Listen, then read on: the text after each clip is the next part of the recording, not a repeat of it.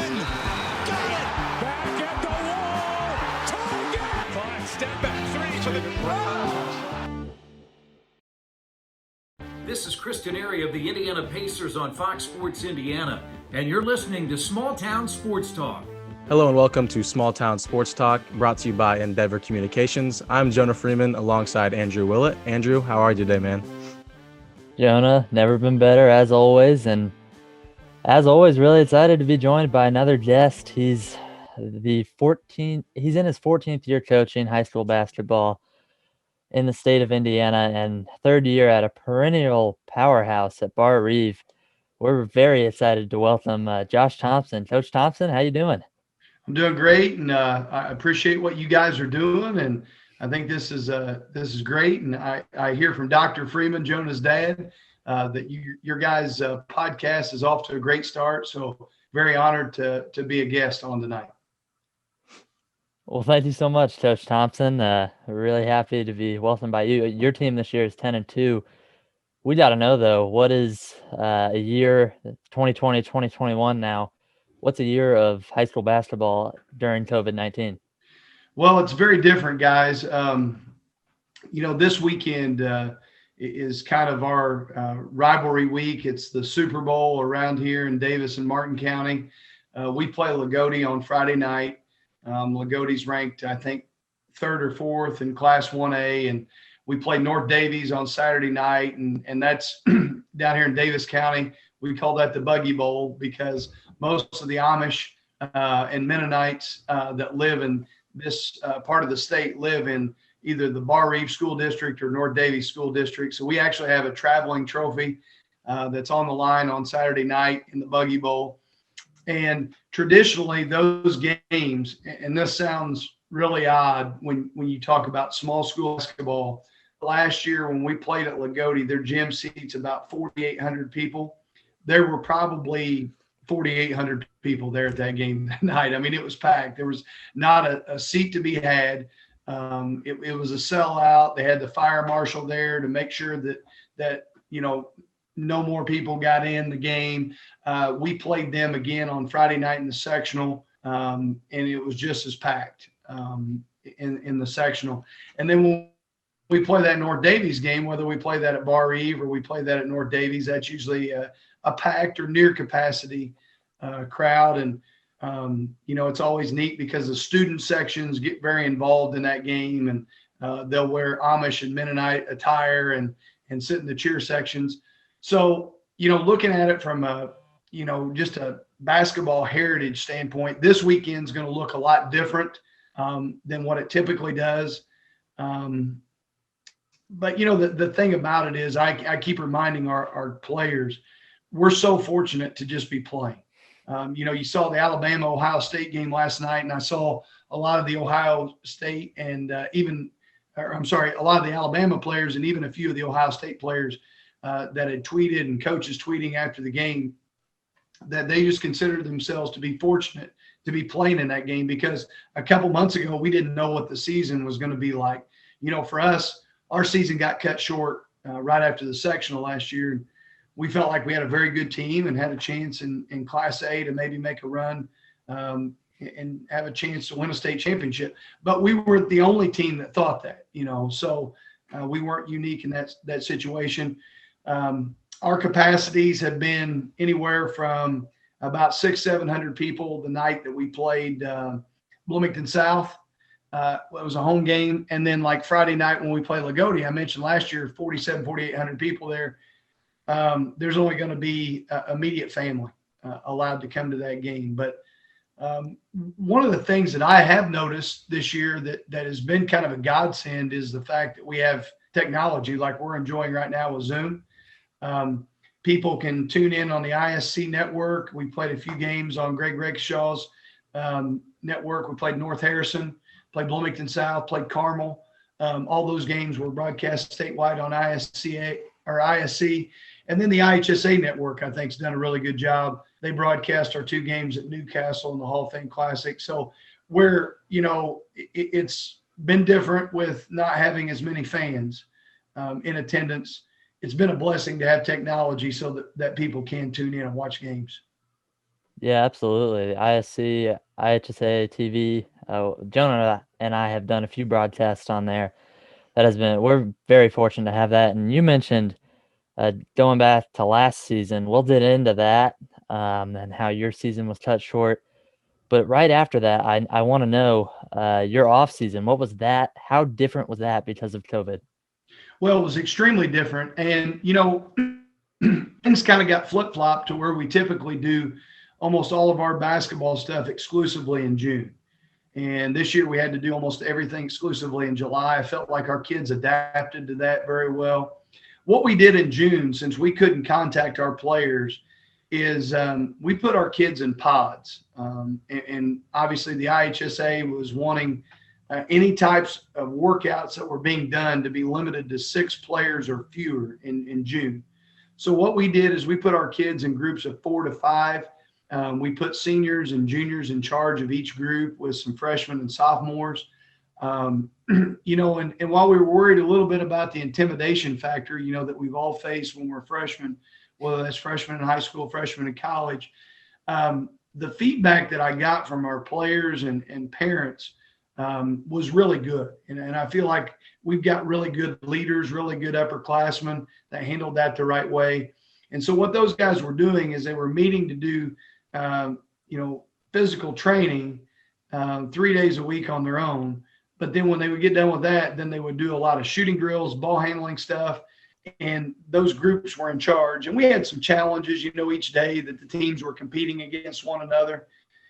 And I just really was pleased with our guys going through that.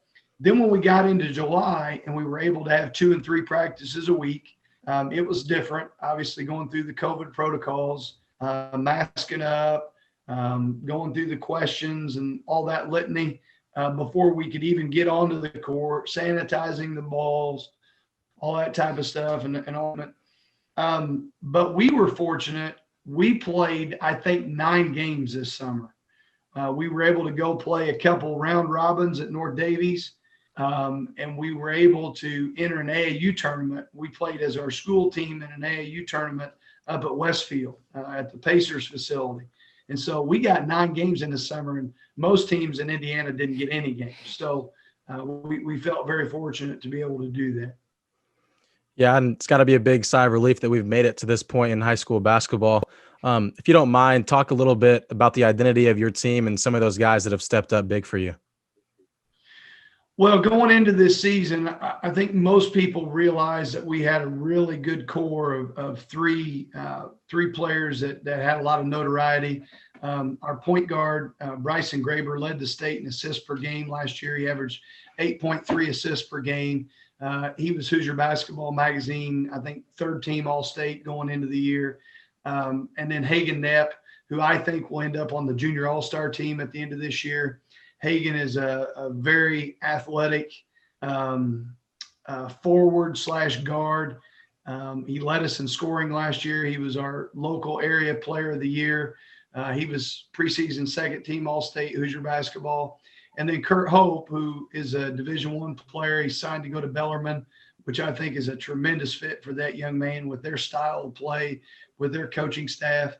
And Kurt's had a tremendous season. He's averaging 20 and 10. He's a 6'9" forward. And I don't know if you guys see the Channel 10 in the paint stuff that comes out each Friday and Saturday night. But last Saturday, he scored his 1,000th point. And the move that he made to do it was off of an outlet pass to half court off of a steal. And he had to go through 3 guys to get to the rim. And for a 6'9" guy to catch it, put it on the floor, a guy to try to steal it, he goes behind his back and then he lays it in on it, on the left side, which is his strong side. Just an incredible move and just shows his versatility. So a lot of people knew those guys. But then, we graduated Keegan O'Neal, who's playing at USI. He was our 6'8" center. And so I think a lot of people were like, how are you guys going to replace those guys? And we've had a lot of senior guys that were junior role players. They played JV last year. They've stepped up big for us. Guys like Tommy Kidwell, Tyson Knepp, those guys have been big for us. Jamison Miller and Devin Graber have both started for us at times. And then Bryson, our point guard, his younger brother, Caden, has really kind of emerged for us the last 3 or 4 games. Against Fort Wayne Blackhawk, I think he had 17 or 18 points, and nobody really knew who this kid was outside of us. And then he's now in our starting rotation. He's had some really big games for us here as of late, but that's pretty much our core. But the fun part for me coaching these guys is nobody really worries or cares about who gets the credit. Kurt, like I said, he's a 1,000-point scorer, Division I guy. But if I told him we were going to win every game the rest of the year and win a state championship, but he couldn't score a point the rest of the year, he would take it and he would work just as hard in practice every single day as he does for us now. And all of our guys are that way. So for me, that makes coaching this group of guys very fun. Jonah, do you know what is ridiculously fast? What's that, Andrew? Endeavor Communications internet speeds. That's right. In Indiana, basketball is everything. And if you're anything like Andrew and I, you are always streaming basketball, your favorite sports, or just your favorite shows. And hey, you're always going to need Wi-Fi. Ridiculously fast. Endeavor Communications provides Wi-Fi perfect for watching the big game, streaming your favorite shows, working, studying, and gaming all at the same time. Not only is Endeavor fast, but when you go with Endeavor, you support the whole community. Endeavor Communications is proud to serve and support our local community. From homes, educations, businesses, Endeavor will keep you ahead of the game. You can find out more and see for yourself at weendeavor.com. That's weendeavor.com. And tell them SmallTown SportsTalk sent you. You mentioned Kurt Hove, and you mentioned some of the games you've already played. In that game against Blackhawk Christian, Kurt was going up against Caleb first, and then against Blackford, Luke Brown. So 2 of those guys are D1 guys. What did you see from Kurt that really reassures you that this is a D1 guy? Yeah, well, not only does it reassure me that he's a D1 guy, but I've had some discussions with people, Mike Broughton, who's the All-Star game director, about the fact that I think Kurt has already proven that he's an Indiana All-Star. We played North Harrison this year, and LT Hatton is a really good big for them, very athletic kid. He's a Division I player going to William and Mary, and Kurt and LT are AAU teammates. And, we won the game by 20, and, Kurt outscored him. He out-rebounded him. Again, LT's a fabulous player, and he's got a shot to make the All-Star team. When we went up and we played Carmel, the Waddell kid, who I think is a definite Division I kid, an All-Star game prospect, Kurt had 18 points and 11 rebounds that night, and outplayed him head-to-head. And, the block, you talked about that. I just felt Kurt did a really good job, and probably that matchup with Caleb was really a wash. And Caleb first may end up being Mr. Basketball this year if it's not, Trey Kaufman or Blake Wesley or one of those other guys. But I think he's really proved himself on the court this year. One of the things that we tried to do this year was to really beef our schedule up, play Bloomington South, play Carmel, play North Harrison, play in the Hall of Fame Classic, so that, that Kurt could get these opportunities like you're talking about to prove himself. Because anybody that knows the story about Kurt Hove, and he's a tremendous young man, but anybody that knows that story knows that he had to set out last year because he transferred to us from Forest Park. And, I tell people this all the time. We were 25-1 last year, and the kid never played a minute, but he might have been our most valuable player because of what he did every day in practice. I mean, we had to go against a 6'9" guy that's capable of doing what he's able to do every day in practice. He made everybody from Keegan O'Neal, our 6'8" center, better to everybody trying to finish around the basket. And so, I think he's proven that and more this year. Yeah, you mentioned that competition in practice.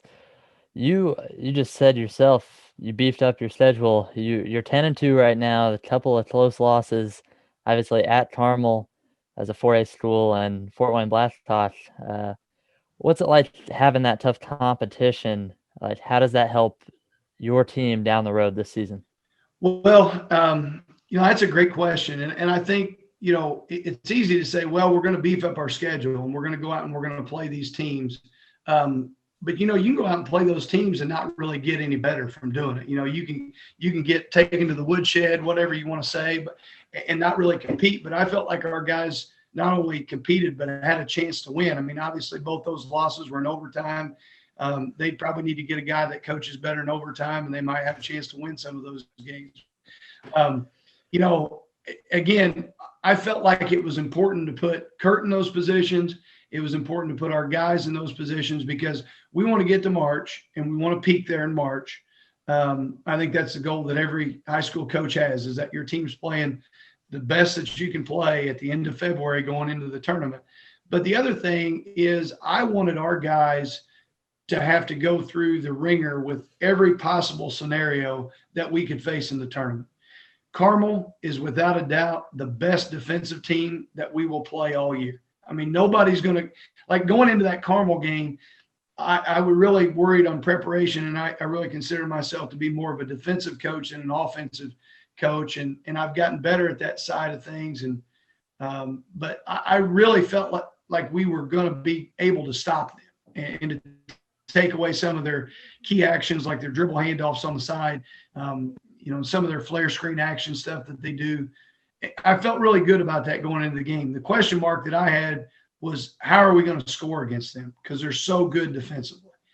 You know, then we play a team like Bloomington South, and we're playing them on statewide television, and they've got the all-time winningest coach in the state of Indiana, J.R. Holmes, and they were playing without the trailer kid that night.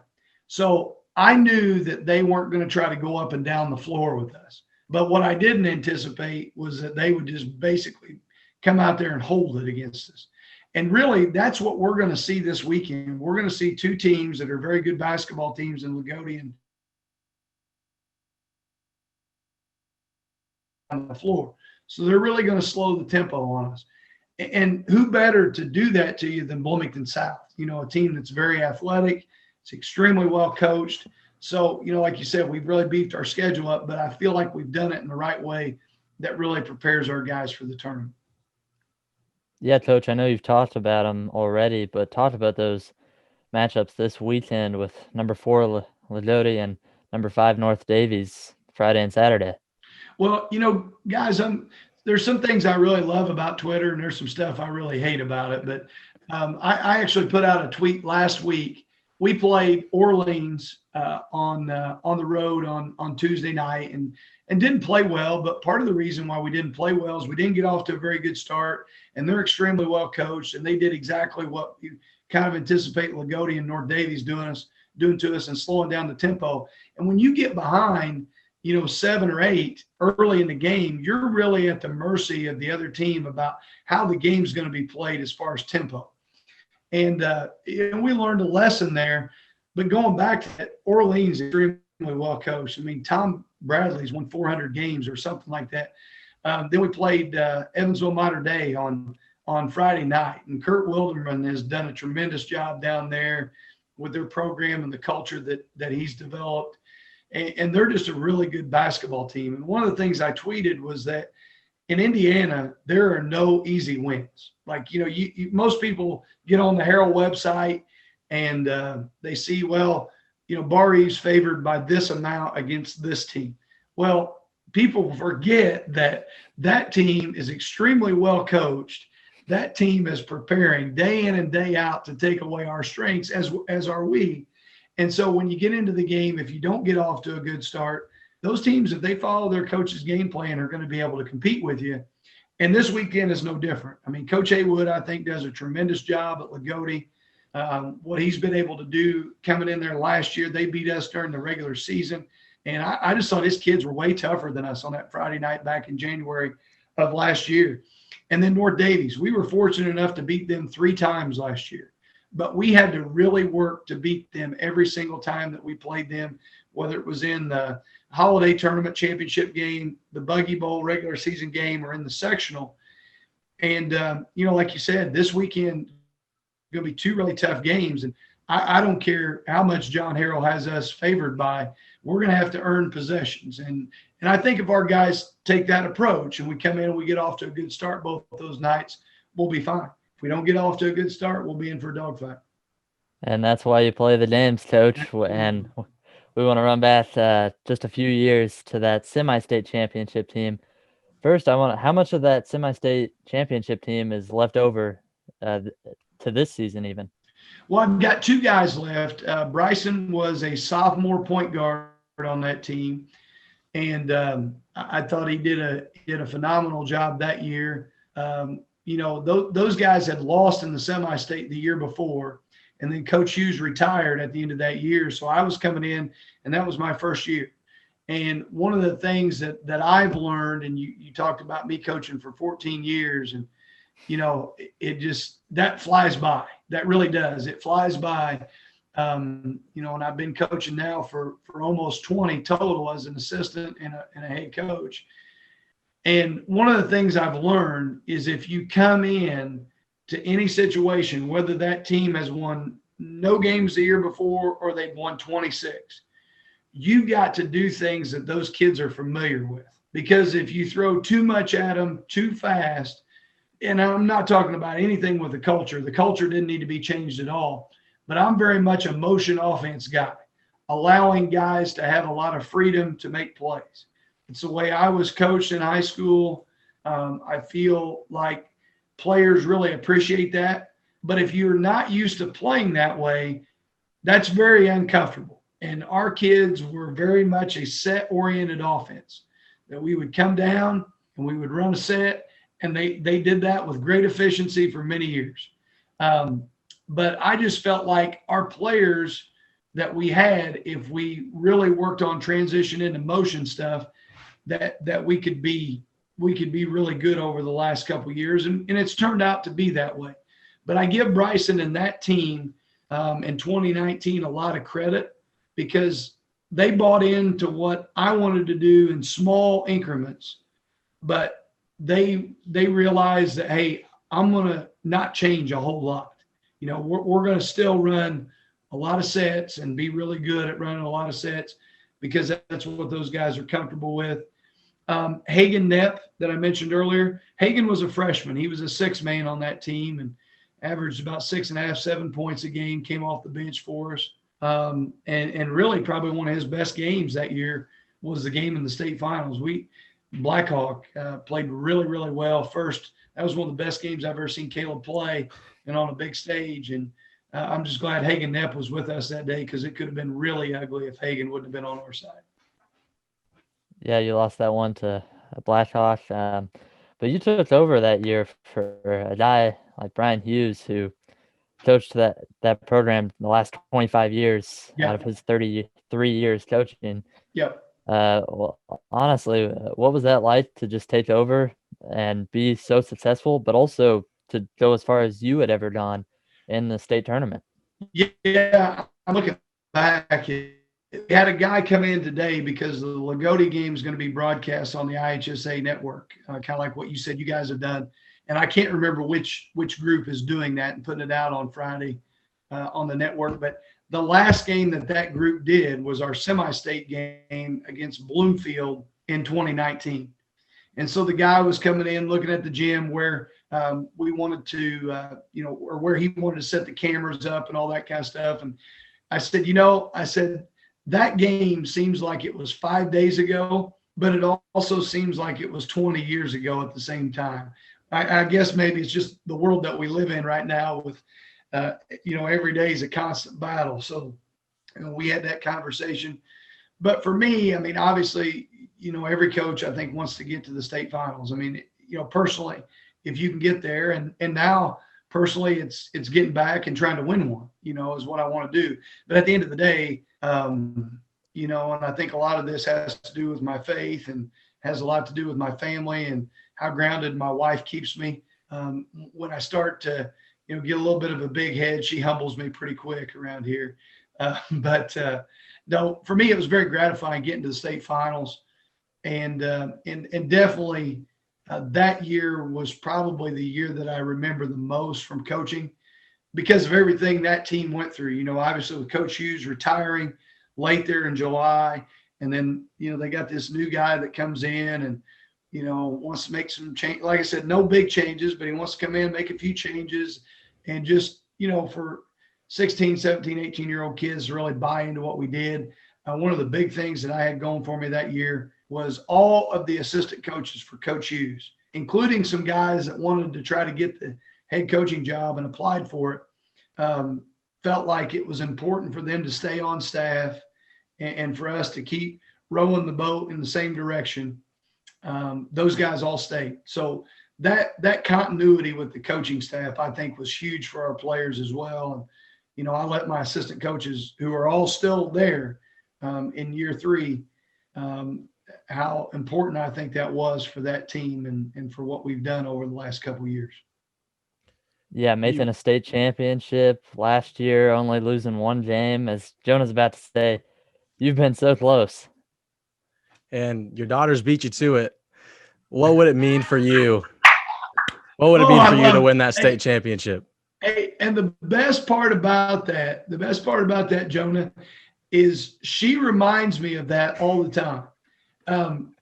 I was fortunate enough in high school that we got to the state finals and we lost in '98. And that was, interestingly, that was the first ever boys class state championship game of any, or I'm sorry, boys basketball. We lost to Central Catholic in '98. So I got runner up there. I was an assistant coach at Loogootee in '05, and we lost to LaPel. Obviously they were coached by Jimmy Howe, who just retired here, a couple weeks ago. But I was Steve Brett's assistant in '05 at Loogootee, and we lost to LaPel, and then we lost to Blackhawk in '19. So I've got 3 runner-up rings and 3 runner-up medals. And my daughter has 2 championship rings and 2 championship medals. And anytime we get into a spat about sports, she'll just throw out there, who's got the blue rings? Who's got the blue rings? So overall, what would it mean to you to get that blue ring? Well, from a coaching standpoint, I think it gives some validity to what you do. But I've known a lot of really good coaches who have coached teams for years and done tremendous jobs that have maybe never won a sectional, have never won a regional, have never got to the state finals. And some of those guys that have just, for whatever reason, not had a ton of tournament success, some of those guys are in the Hall of Fame. And, it takes a lot of luck. And when I say that, it's not that, you luck your way into 25-point wins or guys just miraculously make shots, but you got to be healthy. You can't have any major injuries to make a deep tournament run. You got to stay free from illness. And, obviously this year that's paramount, staying away from illness. And then you got to have a really good team. And so to this point, we've been blessed with this team to have all that. Now, I think it's all in the Lord's plan whether or not that all plays out. But, I do tell people that all the time, that obviously I would love to win a state championship. That would mean a lot to me. But even more so to what it would mean for me, it would mean a ton for my players, because I know what those guys invest every single day. I know what those guys have dreamed about. I dreamed about it as a player. And that's really, truly why I coach, because I was blessed with great coaches and had a lot of great mentors and made a lot of great memories with my teammates growing up. And so one of the things I've always tried to do, and this year's team, I think, probably fulfills that more than any other team I've coached, is to give kids opportunities to make big memories. And we've made a lot of those to this point, and God willing, hopefully we make many more throughout the season.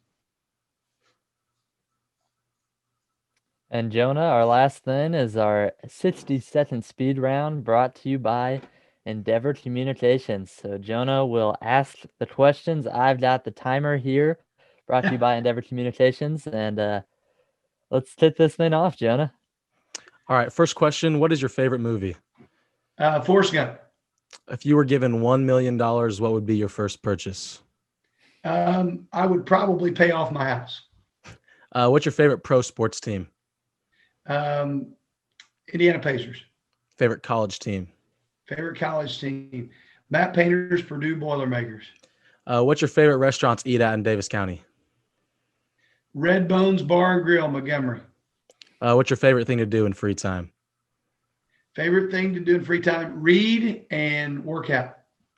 If you could pick one superpower, what would it be? The power to heal. Okay. What's the best piece of a brownie? Is it the middle, the edge, or the corner? I'm a big corner fan. And then if you were not coaching, how would you prefer making a living?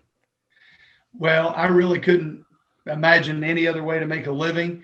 But if I was doing it, probably something else I would do would probably be in like athletic ministry. Absolutely. That's And it. Thank you, Coach. That is our 60-second speed round. The hot take on the corner piece of the brownie. Really, really happy that you were able to join us, Coach Thompson. And yeah, thank you so much.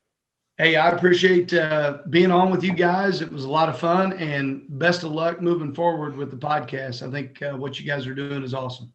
Absolutely. Thank you, Coach. Yeah, thanks, Coach. And best of luck the rest of this season. You're 10-2 right now. Good luck this weekend as well. And thank you so much to all of our listeners. Make sure to go check out all of our podcasts at ST Squared. It's on Apple Podcast, YouTube, Spotify, Stitcher, and more. Follow us on Twitter at ST Squared 2. And thank you so much for listening. That's ST Squared.